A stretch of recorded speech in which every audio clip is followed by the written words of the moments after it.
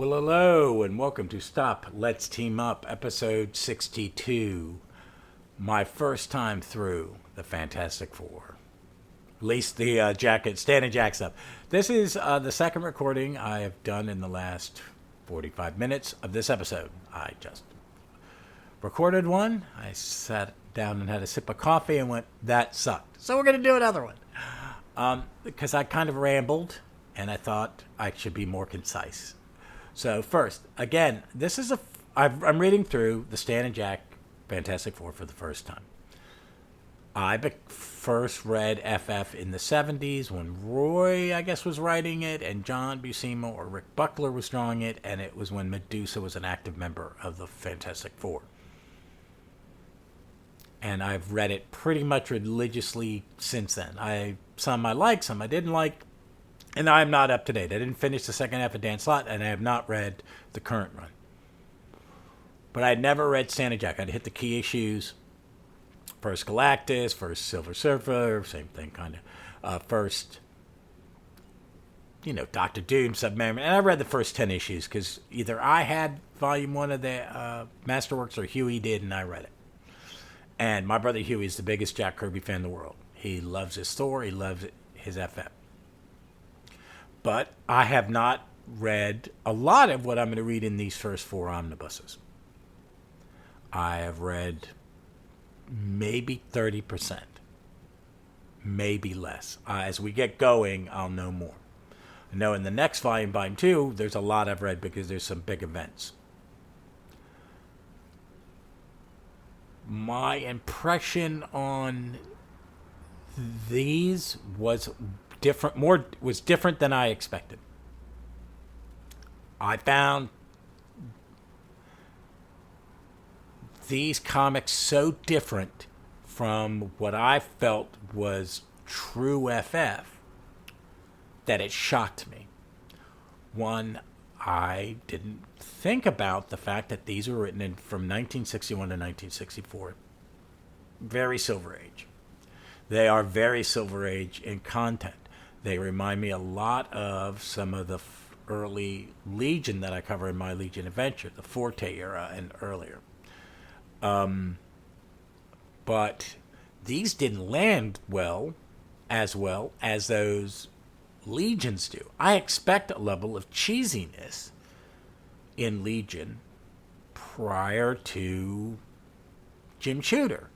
I mean, the silly kind of quirky kid comics stop. They have a few when the pets are involved, but it stops. These 30 issues of FF are very much for little kids. They're written in a very safe style.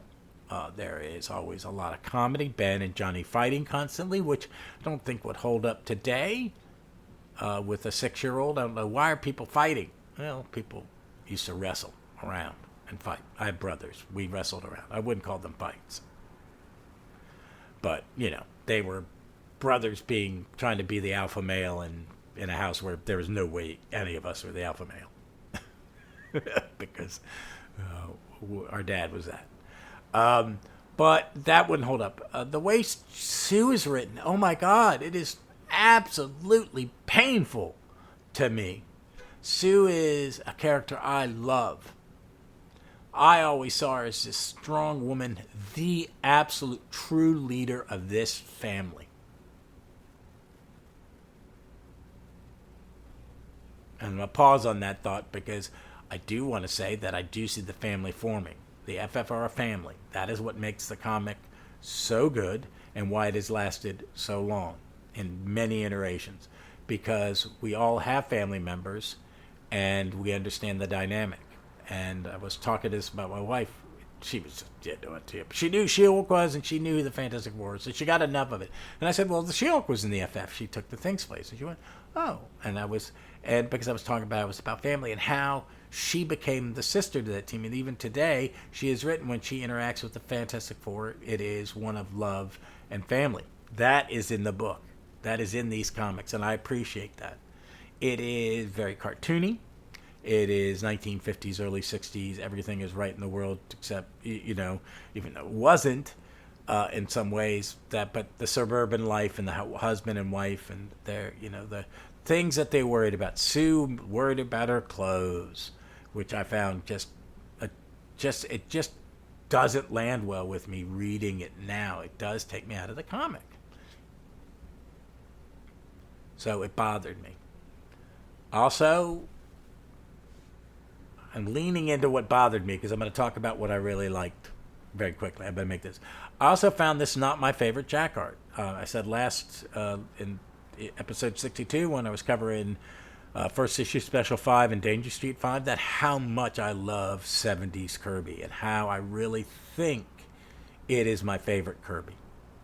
I will say that the first 20 some issues of this, I found the art very rushed, a little too cartoony, and unfinished. Dick Ayers inked a lot of it, and I like Dick Ayers as an artist because I do like his war comics and his other comics when he's a penciler. I think there's a vast improvement when Chick Stone comes in at the very end of this run. It's cleaned up. And I was thumbing through volume 2, and there's a drastic change, and the cartooniness goes away, which I'm so glad for, because it took me out sometimes. That the style was different. Not the art was bad, but the style was so different from what I expected, and the stories were so different from what I expected, it threw me off. So those are my three things that not tainted, that changed my expectations of what this read through is going to be, especially for this part. It was all going to be all home runs. It's Stan and Jack. It's the greatest thing they ever did. Blah blah blah, and it should be perfect, and it wasn't for me. Art is absorbed based on your knowledge of it, your openness to it, when you read it, and that's a variable that if you read something a second time, it may have a different outlook on it. So where were you in your headspace when you read it? When it was written? Because you have to take into account what you're reading. You have to have a general idea. You don't have to know the history of the piece from conception to publication. But you do have to go, when was this written and by whom and why? And I did all those things. And I went into it optimistically. I went into it excited. And when I realized that after I got past the introduction to Dr. Doom, I started to realize that I was struggling with some of the issues. Because, oh wow, this isn't what I thought it was. But I want to talk about the stuff I did like. Let me back up, because I want to go back onto what was 1 through 5. I've read them a bunch of times. I'd had the omnibus, I'd had the Masterworks or whatever, and the Essentials. And they're great. They're really, really great. They're great early 60s super science, little commie paranoia thrown in with the aliens who can hide amongst us. Fucking brilliant. It's after that you lose me. I found some individual stories great, and I'm going to talk about those because I enjoyed every one I read, but some of them I went, okay, this is nailing me. Okay, the first 5 through the introduction to Doc Doom, great. Honestly, I got to say that the one that pops out to me next that is so important to me is issue 13, the introduction of the Red Ghost. I always thought Red Ghost and his primates were weird and silly and stupid, but this is that is a great issue. The first time on the blue area of the moon, first time we meet the Watcher, and I really dug it. So when they came back later, I was over the moon. Just because I enjoyed it. I think I'm going to like all Red Ghost stories that I read from now on. Rama Tut, his first appearance is great. Super Skrull, a little weird. But, the ones I was surprised by, I like the Hate Monger. That's a good one. Artistically, I really liked it. I actually really enjoyed the silliness of the Infant Terrible, which is in issue 24. And I gotta say, the end from there on is great because we get the Hulk and the Avengers story. We got the Search of the Submariner with Doctor Strange is in it, which I like it more because Doctor Strange. Then we have them team up with the X-Men. Then we have the Yancey Street story, and then we have the first Delabel, and that's got Chick Stone inks. So it ends really good. I will appreciate having read these. So when I get to later Doctor Doom and Submariner and other stories that I've read in the past, I can go, okay, this is where it all fits into this tapestry. I want to talk about the format, which I read it, which is the Omni Mine's used, a little yellow. I got it on eBay for a steal. I'm glad I got it. I'm glad I'm reading this on the bigger paper. I think it helps because I don't know. And also, you know what? There may be they may have cleaned up. There may be a second edition of this where the images look a little better. I don't know. Maybe it's some of the reproduction of it. But it was a great way to do it. They look pretty on the shelf. And as I put that one down, I am picking up Volume 2, which starts with Annual 2. And it contains issues 31 through 60 and Annuals 2 through 4. And it has some great stuff coming. Atuma, I love Atuma. The Frightful Four, Behold a Distant Star. I know that story. There's a lot more I've read here than anywhere else.